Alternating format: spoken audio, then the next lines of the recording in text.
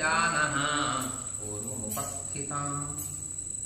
సుగ్రీవుడితో శ్రీరాముడు అంటున్నాడు, సుగ్రీవా ఇదిగో చూడు, మనం ఇంతకాలం సముద్రం దగ్గరికి రావాలి, దీన్ని దాటాలి అనుకున్నాం, వచ్చేసాం. ఎంత సముద్రం ఇది! దీనికి తీరం కనబడటం లేదు, ఎటు మొదలో తెలియటం లేదు, ఎటు అంతమో తెలియటం లేదు, అంత ఉంది సముద్రం. దీన్ని దాటాలి అంటే ఏదైనా ఒక ఉపాయంతో మాత్రమే దీన్ని దాటగలం.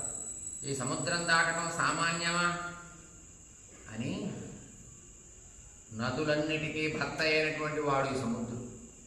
అన్ని నదులు వచ్చి సముద్రంలో కలుస్తాయి, కలవాలి.